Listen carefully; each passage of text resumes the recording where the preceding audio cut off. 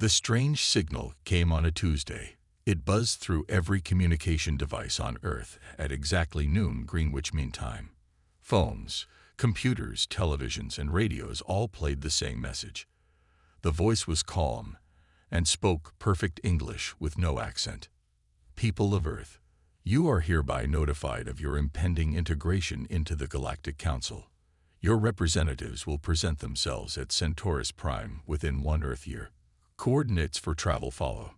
Your civilization will be assessed and assigned appropriate standing within our hierarchy. This is standard procedure. Resistance is neither expected nor advised. For 6 hours, world leaders argued over what to do. Some thought it was a hoax. Others wanted to prepare weapons. In the end, they decided to send a response asking for more information. 3 days later, another message arrived. Your questions are noted but unnecessary. The Galactic Council has observed Earth for centuries. We know your capabilities. Your species will be ranked accordingly. Send your representatives. Further communication is not required until your arrival. Catherine Wilson sat in the White House Situation Room watching the president pace. As America's top diplomat, she knew this was bad. The aliens weren't asking. They were telling. They think we're pushovers, said Major Alan Reeves from the corner of the room. The young officer had been brought in for his expertise in game theory and strategic response. This is classic dominance behavior. We need to know more before we do anything, said Dr. Olivia Martinez. The scientist had been studying the signal patterns and the small data packet that came with them. These coordinates are real. They point to a star system about 30 light years away. How would we even get there? Asked the president. The room went quiet. Then Colonel Jason Gray spoke up. The Artemis Project, sir. It's ready. Everyone turned to look at him. That's classified, the president said sharply. So is an alien invasion, sir, Gray replied. The Artemis isn't just a moon base. We've been building something up there. Something that can travel very fast. 2 weeks later, Catherine found herself standing before the United Nations General Assembly. The world had agreed on one thing. They would send representatives to this Galactic Council, but they would not go as beggars. The delegation will consist of 4 primary representatives, she announced. Myself as diplomatic lead, Major Reeves as security advisor, Dr. Martins as scientific liaison, and Colonel Gray as military representative. We will travel aboard Earth's first faster-than-light vessel, which will be revealed to the public tomorrow. The news shocked the world. Humanity had secretly developed technology far beyond what was publicly known. The EA's Horizon had been built in secret, using principles discovered decades ago, but kept hidden for security reasons. On launch day, Catherine stood on the observation deck looking back at Earth. The blue planet seems so small from here. Beautiful, isn't it?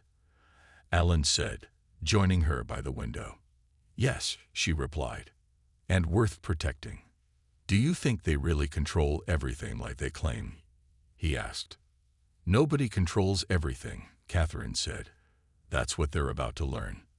The ship hummed as its engines prepared for the jump to faster-than-light travel. Dr. Martinez had studied the alien technology hints and improved upon them. The Horizon could make the journey in just 3 months. As stars blurred around them, Colonel Gray joined them on the deck. His face was serious. We just received another message. The Council says they've already assigned Earth to resource extraction duty. They expect us to provide workers and materials for the next century before we can petition for advancement. Catherine's face hardened. They haven't met us yet. The Horizon accelerated into the darkness, carrying humanity's first interstellar diplomats toward a meeting that would change the galaxy. The Galactic Council thought they knew what Earth would do. They thought they controlled everything. They were wrong. Life aboard the EA's Horizon settled into a routine as the ship traveled through space. Catherine spent her days studying the limited information they had about the Galactic Council. The more she learned, the more concerned she became. They'd been around for over 10,000 years, she told her team during their daily meeting. 327 species belong to the Council. Each one has a rank. Alan studied the data on his screen. And the newer you are, the lower your rank. Exactly, Catherine nodded. New species always start at the bottom. They must work for the higher ranks for at least 100 years before they can even ask for a better position. Dr. Martinez frowned. So Earth would be stuck doing what they want for a century. Resource extraction, Colonel Gray said, his voice tight with anger. They want our minerals and our people as workers. The ship's main room fell silent. The unfairness of it was clear to everyone. Earth hadn't asked to join this council. They were simply being told their place. What about technology sharing? Dr. Martinez asked. Do higher ranks share their advanced science with new members?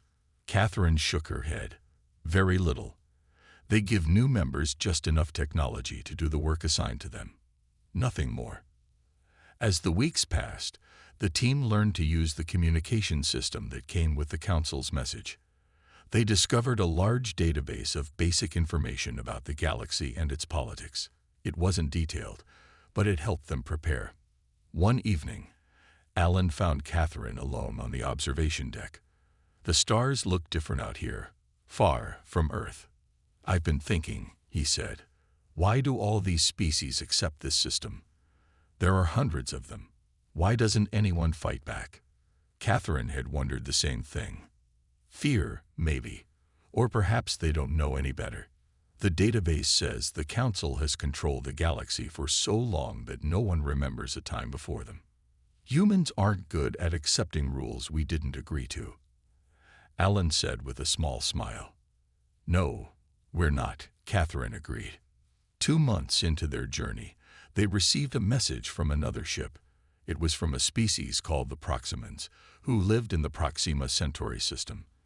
They had been council members for 300 years, but were still ranked near the bottom. We wish to meet with Earth's representatives before you reach Centaurus Prime, the message said. We have information that may help you. Colonel Gray didn't trust it. Could be a trap. Or it could be our first ally, Catherine countered. They agreed to meet. The Proximan ship was small but elegant. Its captain, Ambassador Vrel, looked almost human except for his blue skin and large eyes. You don't know what you're walking into, Vrel told them in the Horizons meeting room. The Council isn't just unfair, it's built on lies. He explained that the Council maintained control through fear and false information. Most species believed the Council had overwhelming military power and advanced technology. But Vrel's people had discovered this wasn't entirely true. Their technology isn't much better than what you already have, he said. They just control who gets to use it and how. Why are you telling us this? Catherine asked. Because we're tired of serving, Vrel replied. For centuries, we've hoped someone would stand up to them. Maybe Earth will be that someone. After the Proximans left, the Earth team met again. They had a month left before reaching Centaurus Prime, and now they had new information to consider. If Vrel is right, the Council isn't as powerful as they pretend to be, Alan said. Catherine looked around at her team. Then we need a new plan. We're not going there to accept their terms. We're going to change them. For the first time since leaving Earth, she felt hope. The Council thought they controlled everything, but they had never met humans before. Centaurus Prime looked like a giant flower floating in space, its massive central hub connected to 5 petal-shaped sections. Each petal housed 50 to 60 different alien species. The largest and most beautiful spaces belonged to the highest-ranked members. As the E's horizon approached, hundreds of ships moved around the station. Some were small like theirs. Others were huge, spanning several miles in length. Remember what Ambassador Vrel told us, Catherine said to her team. No matter how they treat us, stay calm and watch everything. A smooth voice came through their communication system. Earth vessel, proceed to docking bay 147. Your arrival has been recorded. Prepare for integration briefing. The Horizon docked without trouble. When the doors opened, 3 tall aliens with green skin and long necks waited for them. I am Supervisor Keltz, said the one in front. You will follow me. No welcome, No introductions. Catherine exchanged glances with Alan. This was exactly what Vrel had warned them about. The Earth team followed Celts through crowded hallways. Many different alien species moved around them. Some looked almost human. Others were completely different, floating gas clouds, insect-like beings, and creatures that seemed made of light. Most barely looked at the humans. Those who did often made dismissive gestures to their companions. New meat, Catherine heard one say in a language she shouldn't have understood. The translation devices they'd been given made all languages clear. Celts led them to a small plain room. These are your quarters. All new species share such spaces until earning better accommodations. When do we meet the council? Catherine asked. Your formal introduction is tomorrow, Celts replied. Until then, remain here. After Celts left, Colonel Gray checked the room for listening devices. Clear, he said after a few minutes. They're treating us like children, Alan said. Or servants, Dr. Martinez added. Catherine walked to the small window. From here, she could see only a small part of the station. Let's use our time wisely. We need allies. They used their communication devices to contact Ambassador Vrel. He agreed to meet them secretly.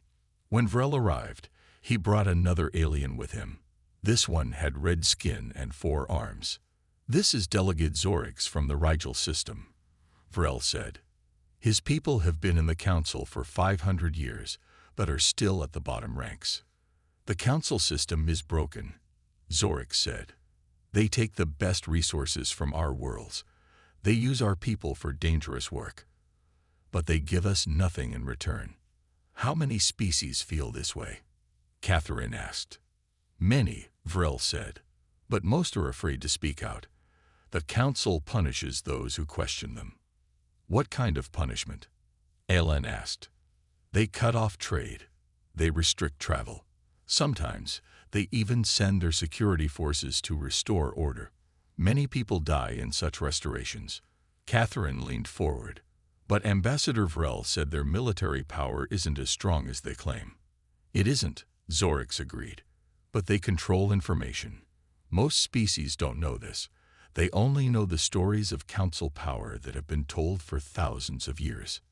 Dr. Martinez had been quiet, but now she spoke. What about their technology? Is it truly advanced? Vrel and Zorix exchanged looks. Some is, Vrel admitted. But much of it was stolen from other species. The council takes the best ideas from each world and claims them as their own. Before they could talk more, a message came through their communication system. Earth representatives, report to Room 12B for pre-council assessment. They hadn't expected this. Catherine made a quick decision. Vrel, Zorix, spread the word to other lower-ranked species. Tell them to watch what happens tomorrow. Earth will not accept the position the council has planned for us. After the aliens left, Colonel Gray looked worried. We're making promises we might not be able to keep. We need allies, Catherine said, and we need to know exactly what we're facing. She turned to Dr. Martinez. During this assessment, learn everything you can about their technology. The team left their small room and followed the directions to Room 12B. What they would find there would change their plans completely. Room 12B was a large, circular space with a table in the center. 5 alien officials sat on one side. They looked bored. Earth representatives. Sit, said one with purple skin and 6 eyes. I am Examiner Draz. This is your species assessment. Catherine and her team took their seats. Draz pushed a screen toward them. We have studied your planet extensively. Based on your technology level, conflict history, and resource availability, Earth has been assigned Category 7 status. This means you will provide raw materials and labor for Council projects for the next 100 years. Alan leaned forward. And what do we get in return? Draz blinked slowly. Protection. Limited technology access. The opportunity to advance after your service period. Protection from what? Colonel Gray asked. Another examiner spoke. There are dangers in space you know nothing about. Without council protection, many species would have gone extinct. Catherine studied the information on the screen. Earth was expected to provide huge amounts of minerals each year. Worse, they wanted 20,000 humans to work on council projects. "These terms are unacceptable," she said simply. The examiners looked at each other. It seemed they had never heard this response before. "These are not negotiations," Draz said. "These are your assignments as new council members." Dr. Martinez had been quietly examining the room's technology. Now she spoke up. "Your energy systems are plasma-based, correct? Earth developed similar technology 30 years ago. We've moved beyond it." The examiners looked surprised. One whispered to another. "That's impossible," Draz said. "Your species only achieved space travel recently." "We achieved public space travel recently," Colonel Gray corrected. "What we kept private is another matter." Catherine knew they were taking a risk by revealing this, but they needed to change the power balance in the room. "I believe there's been a misunderstanding," she said. "Earth is not here to be assigned a position. We're here to discuss mutual cooperation as equals." The examiners seemed shocked. Then one of them laughed. "Every new species thinks they're special," he said. "You'll learn your place soon enough." Draz tapped something on his screen. "The formal council introduction is tomorrow. After that, ships will depart for Earth to establish administrative control. 20 council administrators will oversee resource collection. You're sending ships to Earth without our permission?" Alan asked, his voice tight with anger. "Permission is not required," Draz replied. "This is standard procedure." Catherine stood up. Her team followed her lead. "Then this meeting is over. Earth rejects these terms completely." Draz looked confused. "You cannot reject council membership. It is mandatory for all spacefaring species." "Watch us," Catherine said. They left the room despite the examiner's protests. In the hallway, Catherine turned to her team. "They're already sending ships to Earth. We need to warn home. The Horizon can transmit a message, but it will take days to reach Earth," Alan said. "Then we'd better hurry," Catherine replied. Back in their quarters, Dr. Martinez had news.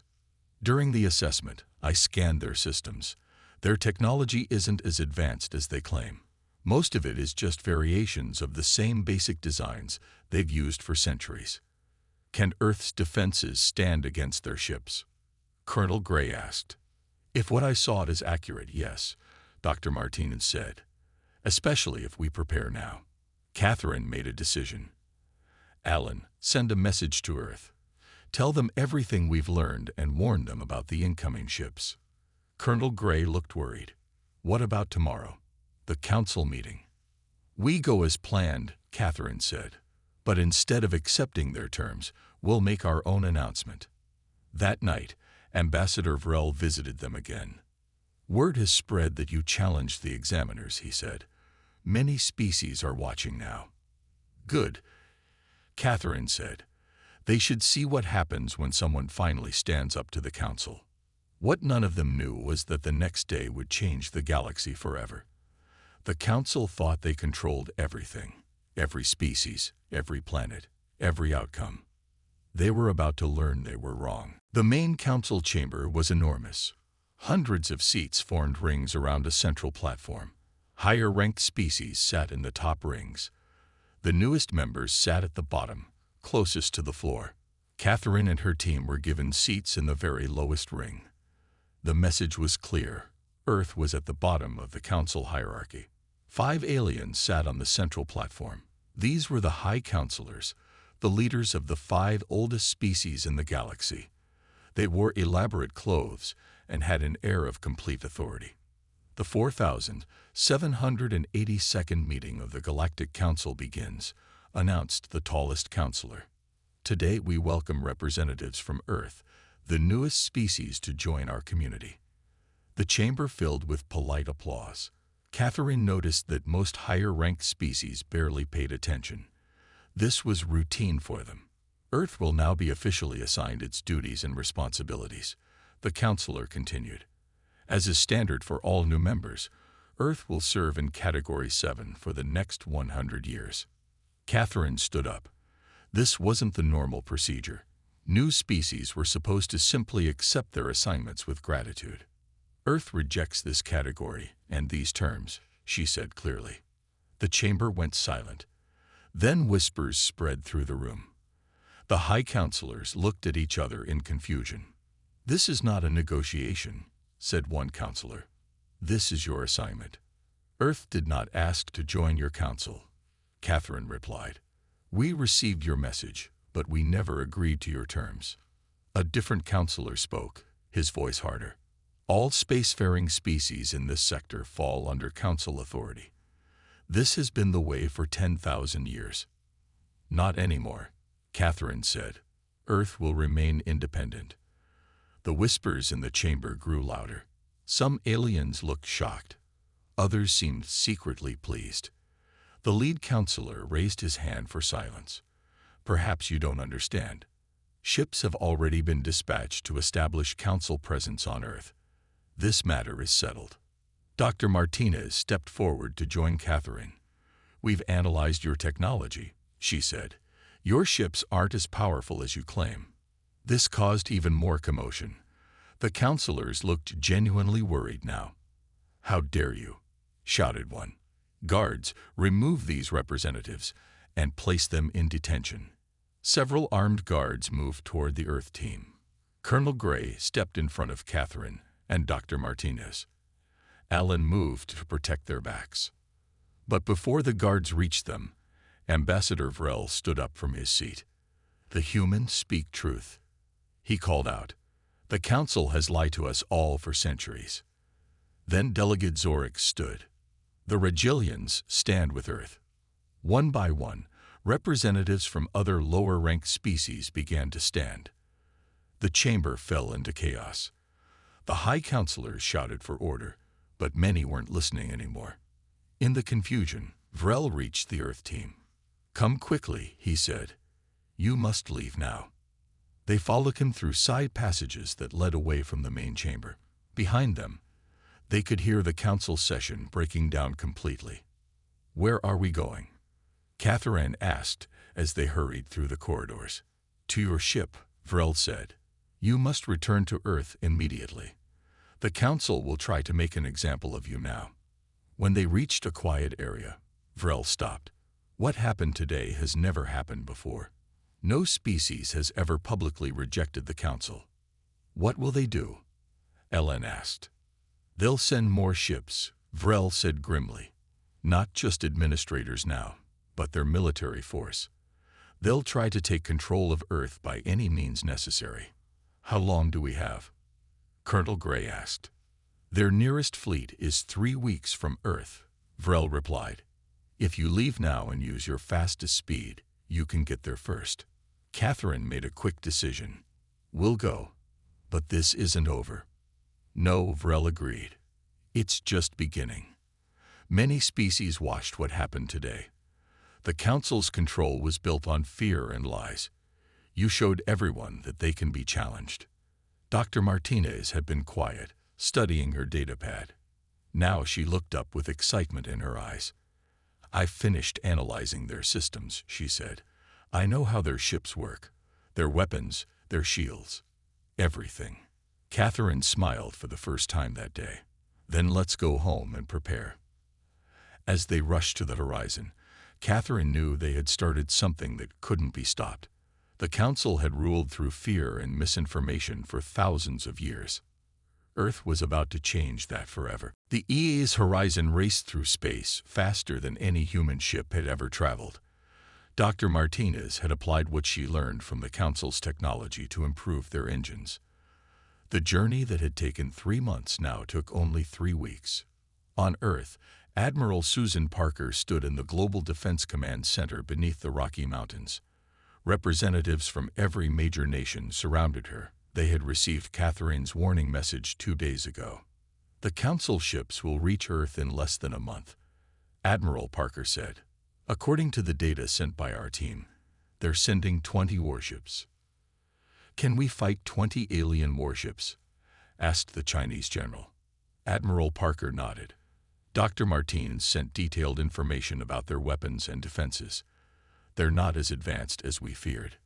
What about our secret defense projects? Asked the Russian commander.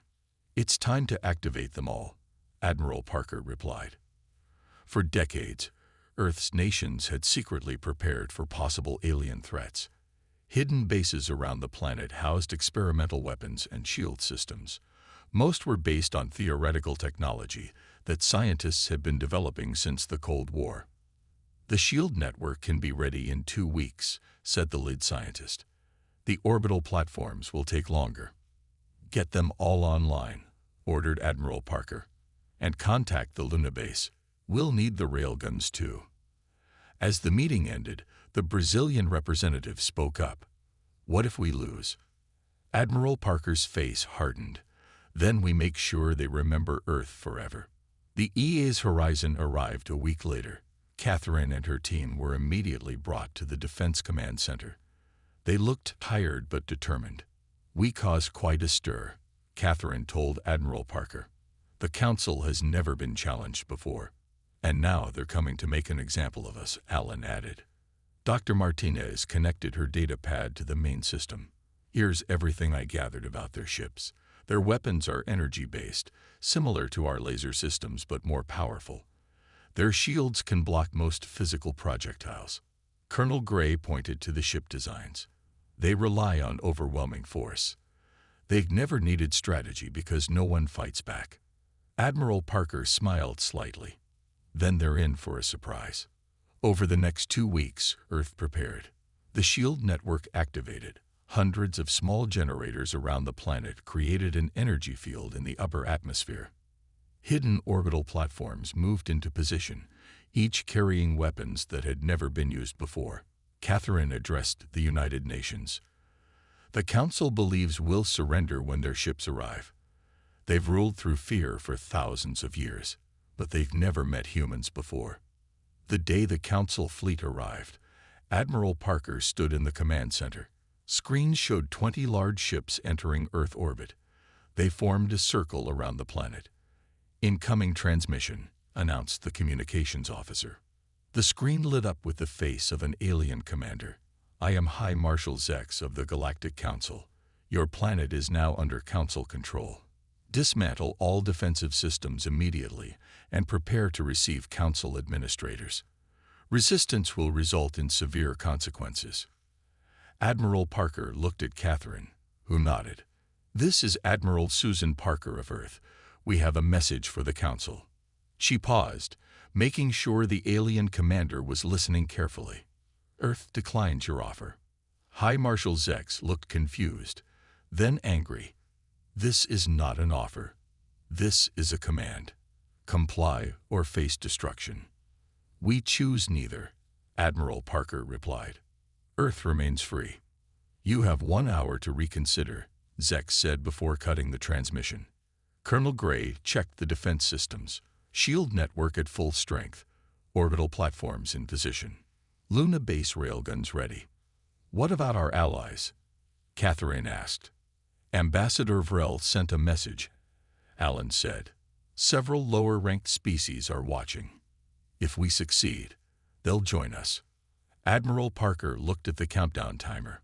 1 hour until they attack. All our lives, we've looked at the stars and wondered if we were alone. Now we know we're not.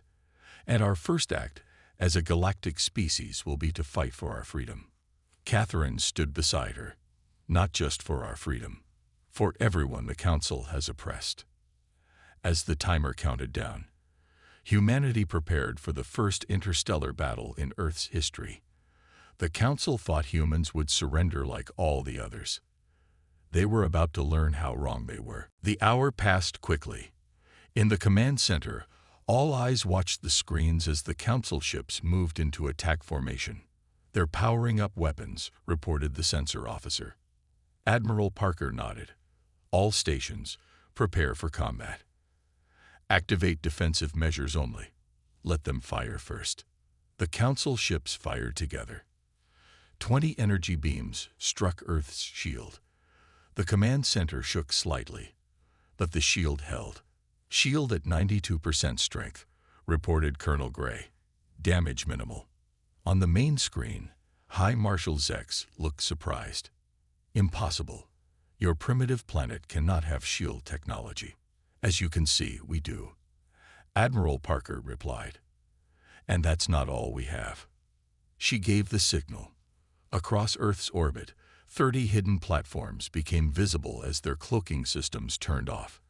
Each platform carried weapons that Dr. Martinez had designed based on Council technology, but improved. Target their weapon systems only, Admiral Parker ordered. Show them we can fight without destroying their ships. The platforms fired. Precise energy beams hit each Council ship exactly where their main weapons were located. Explosions rippled across the alien fleet. 15 enemy ships have lost weapon capabilities, Colonel Gray announced. The others are moving to compensate. High Marshal Zex looked furious now. This is impossible.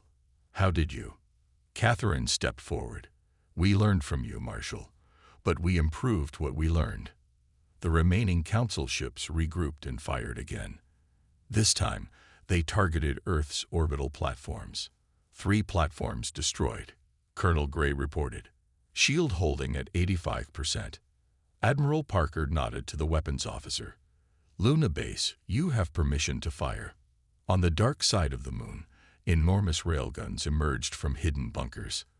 They fired special projectiles, not normal bullets, but smart projectiles that could change direction. These projectiles flew at incredible speeds toward the Council ships, avoiding their defensive fire. Direct hits on 5 more ships, Colonel Gray announced with satisfaction. All enemy weapons disabled. On screen, chaos was visible on the Council flagship. High Marshal Zex shouted orders as systems failed around him. This is your final warning. Admiral Parker said calmly. Leave Earth space immediately, or we will disable your engines next. You will be stranded here, at our mercy. For several long moments, Zex stared at the screen in disbelief. Then his face hardened. This is not over, he said. The full might of the Council will return. No single planet can stand against us. We just did, Catherine replied. The Council ships turned slowly. Those with functioning engines began to move away from Earth.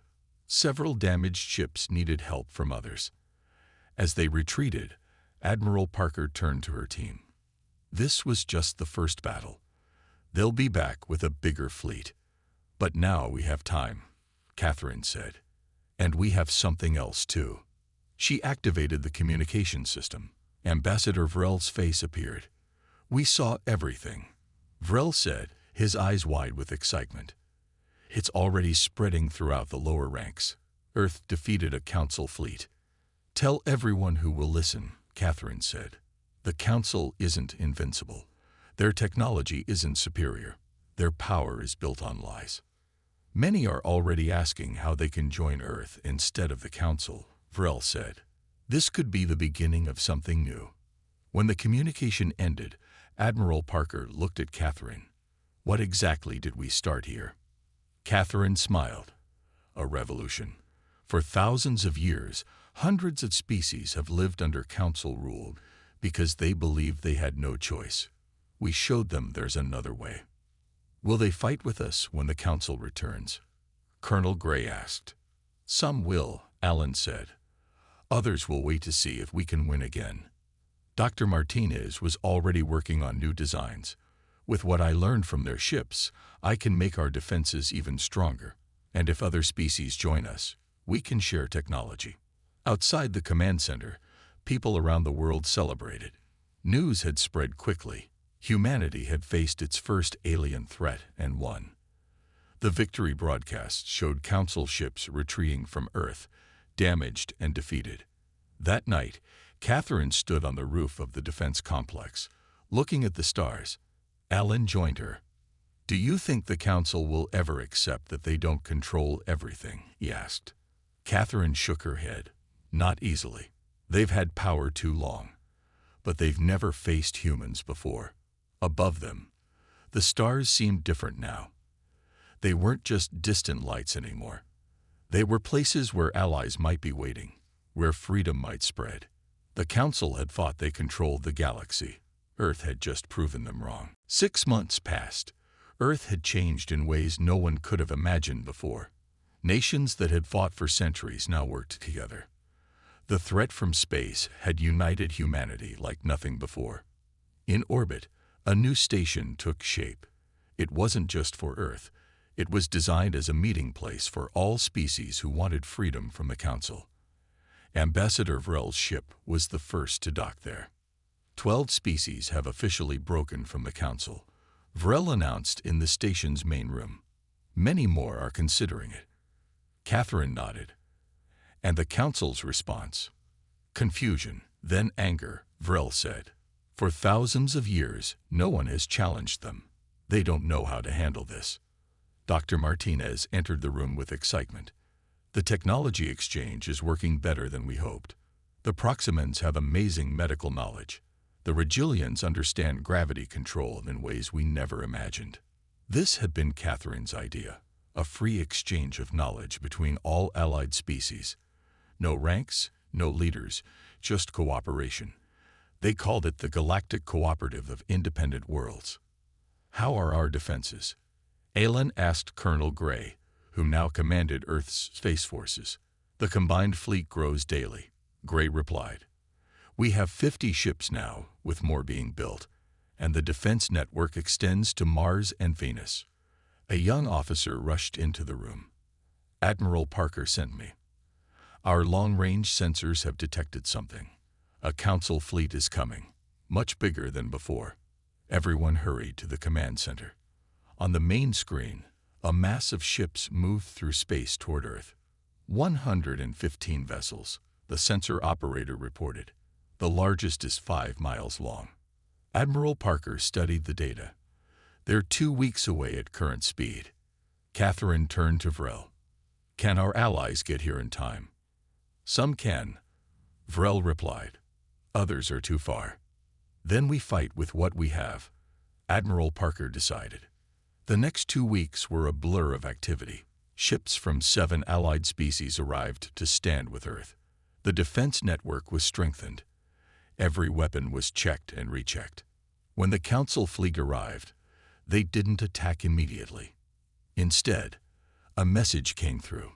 This is Supreme Chancellor Dorn of the Galactic Council, said an elderly alien with gray skin. I have come personally to resolve this situation. This was unexpected. According to Vrel, the Supreme Chancellor rarely left the Council station. We will meet with you, Catherine replied after a quick discussion with Admiral Parker.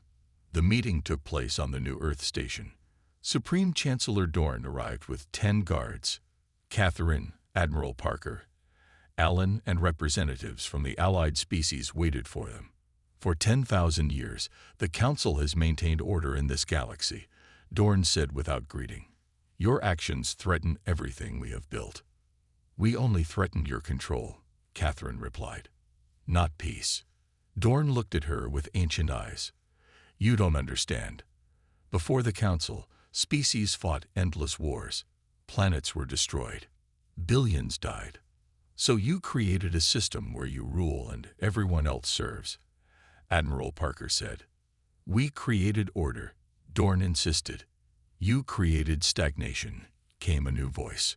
Ambassador Vrel stepped forward. For thousands of years, nothing has changed. The Council takes innovations from lower species and keeps them for themselves. You prevent growth. Dorn looked troubled. We prevent chaos. Catherine saw an opening. There's a middle path. Not your control, not chaos. Cooperation. She explained the Galactic Cooperative, how species work together as equals, sharing knowledge and resources freely. It will never last, Dorn said, but he sounded less certain. It already is lasting, Catherine replied, and growing. Dorn was quiet for a long time. Then he looked out the window at the combined fleet, ships of different designs from different worlds, all working together. For the first time in 10,000 years, the Council faces a choice, he said finally. War or change? We prefer change, Catherine said. But we're prepared for war if necessary. 3 days later, Supreme Chancellor Dorn returned to the Earth Station. This time, he came alone. The Council has deliberated, he announced. We will not attack the cooperative worlds. A cheer went up from everyone present. But, Dorn continued, we will not join your cooperative either. Council worlds will remain under our governance. As long as you don't try to force others to join you, we can coexist, Catherine said. Dorn nodded slowly. For the first time in our history, the galaxy will have two systems. It is uncomfortable. Change often is, Catherine replied with a small smile. As Dorn prepared to leave, he looked at Catherine one last time. Your species surprised us. In all our history, we never encountered humans before. And now, you'll never forget us, Admiral Parker said. After the Council fleet departed, Earth celebrated. The threat of war was gone. A new era had begun. Catherine stood with Alan in the station's observation room, looking out at the stars. What happens now? He asked. We build, she said simply. We learn, we grow, we explore. There's a whole galaxy out there, and for the first time, part of it is truly free. Below them, Earth shone like a blue jewel. 6 months ago, it had been just one isolated planet. Now it stood at the center of a new galactic alliance. The Galactic Council had thought they controlled everything. Then Earth replied, and nothing would ever be the same again.